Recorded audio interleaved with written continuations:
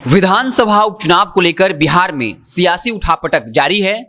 आपको बता दें कि बाकायदा चुनाव आयोग ने तारीखों का ऐलान भी कर दिया है। तारापुर कुशेश्वर स्थान में 30 अक्टूबर को चुनाव होने हैं, 2 नवंबर को नतीजे आएंगे और बाकायदा 1 अक्टूबर को नोटिफिकेशन जारी कर दिया गया है। 8 अक्टूबर तक तमाम जो प्रत्याशी हैं उनके नामांकन की अंतिम तारीख है। तो कहीं ना कहीं बिहार में इसको लेकर सियासी उठापटक जारी है। आपको बता दें कि चुनाव आयोग ने जब तारीखों का ऐलान भी नहीं किया था, सिर्फ ये कहा था कि 2 विधानसभा में उपचुनाव दुर्गा पूजा और छठ पूजा के बाद हो सकते हैं। उस वक्त ही आरजेडी ने ऐलान कर दिया था कि इन दोनों सीटों से आरजेडी अपना प्रत्याशी उतारेगी और जीत दर्ज करेगी। वहीं एनडीए पर कटाक्ष करते हुए, जेडीयू पर कटाक्ष करते हुए कहा था कि दोनों सीटों पर जेडीयू की करारी हार होने वाली है और एनडीए के अंदर असहमति है, इसका फायदा आरजेडी को मिलेगा।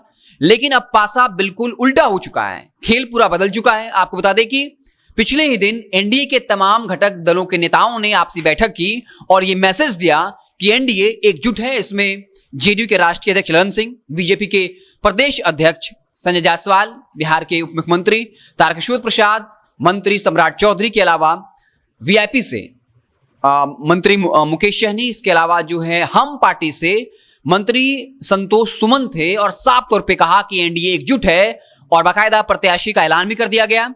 तारापुर से राजीव रंजन सिंह को टिकट मिला है। वहीं कुशेश्वर स्थान से अमन हजारे, जो शशि भूषण हजारे विधायक थे, उनके बेटे को टिकट मिला है। हालांकि ललन सिंह ने साफ तौर पे कहा कि हम चाहते थे कि मेवालाल चौधरी के पुत्र चुनाव लड़ें, लेकिन वो अमेरिका में रहते हैं और उन्होंने चुनाव लड़ने से मना कर दिया और इसलिए वहां से राजीव रंजन सिंह को टिकट दिया गया है। 2005 में भी राजीव रंजन सिंह पर विश्वास जताया गया था, हालांकि वो वहां जो है चुनाव हार गए थे और एक बार फिर से राजीव रंजन सिंह पर जेडीयू ने अपना विश्वास जताया है।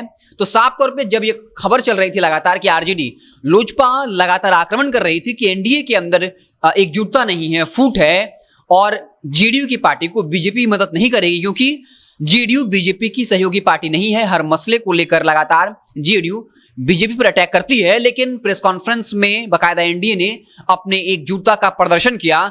वहीं महागठबंधन के अंदर फूट जारी है, आपसी असहमतियां जारी हैं और लगातार बयानबाजी का दौर जारी है। कन्हैया कुमार ने कांग्रेस का दामन थाम लिया और उसके बाद से लगातार आरजेडी कांग्रेस सामने सामने है। आरजेडी ने पहले ही ऐलान कर दिया था कि दोनों विधानसभा से वो अपने प्रत्याशी उतारेगी, लेकिन कांग्रेस का कहना है कि आरजेडी को गठबंधन धर्म का पालन करना चाहिए और इसलिए 2020 के विधानसभा चुनाव में कांग्रेस ने कुशेश्वर स्थान से अपने प्रत्याशी को उतारा था और बाकायदा उनके प्रत्याशी की हार ज्यादा मतों के अंतर से हुई भी नहीं थी, 6 से 7 हजार के मतों के अंतर से हार हुई थी। तो कांग्रेस का कहना है कि आरजेडी को गठबंधन धर्म का पालन करना चाहिए।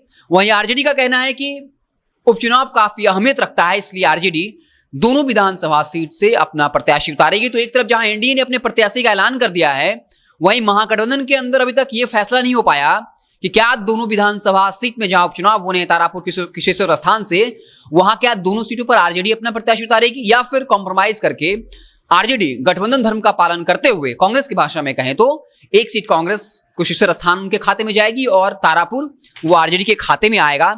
इस बात को लेकर सहमति नहीं बन पाई तो आप जो है उम्मीदवारों का नाम तो छोड़ ही दीजिए। तो साफ तौर पे महागठबंधन को इससे नुकसान हो सकता है और नीतीश कुमार के लिए यह फायदेमंद साबित हो सकता है, जिस तरीके से आरजेडी और कांग्रेस आमने सामने है। आपको बता दें कि आरजेडी ने तंज करते हुए कहा था कि कन्हैया कुमार को कांग्रेस का राष्ट्रीय अध्यक्ष बना दिया जाना चाहिए, क्योंकि वो काफी अच्छा बोलते हैं और राहुल गांधी को लेकर उन्हें सहानुभूति है। तो आप समझ सकते हैं कि किस तरीके से तंज किया जा रहा है।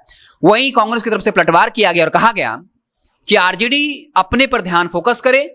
आरजेडी को कहीं ना कहीं कांग्रेस से डर है कि कांग्रेस जैसी सेकुलर पार्टी अगर बिहार में आगे बढ़ती है तो आरजेडी को इससे नुकसान हो सकता है।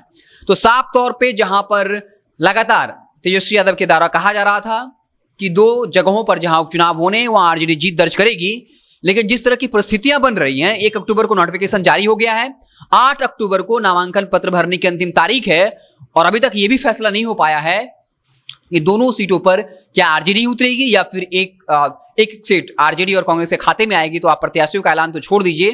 तो ये पूरी परिस्थिति बनी हुई है। अगर ऐसी स्थिति रहती है तो महागठबंधन को नुकसान हो सकता है। लोजपा ने भी ऐलान कर दिया है बाकायदा, लेकिन एक बात आपको बता दें, और बीजेपी की तरफ से कोई छोटे मोटे नेता नहीं बल्कि खुद बीजेपी के प्रदेश अध्यक्ष संजय जायसवाल ने साफ तौर पर कह दिया है कि लोजपा पशुपति कुमार पारस की है और एनडीए की तरफ से पारस ही चुनाव प्रचार में हिस्सा लेंगे। यानी साफ तौर पे बीजेपी ने स्पष्ट कर दिया है कि लोजपा चिराग पासवान की नहीं बल्कि पशुपति कुमार पारस की, क्योंकि इस वक्त वो लोजपा के कोटे से ही बाकायदा मंत्री हैं। तो अब देखना दिलचस्प होगा कि आगे क्या कुछ अपडेट आता है बिहार की राजनीति में, क्योंकि ये 2 उपचुनाव काफी इंपोर्टेंट हैं, महागठबंधन के लिए भी जरूरी है और नीतीश कुमार की प्रतिष्ठा का विषय भी है, क्योंकि दोनों विधानसभा सीट से उनके विधायक जीते हुए थे और जिनके निधन के बाद इन 2 विधानसभा में उपचुनाव होने हैं। तो जैसे ही कुछ नया अपडेट आएगा हम आपको सतर्क करेंगे। आप देखते रहे जनता जंक्शन। बहुत बहुत धन्यवाद।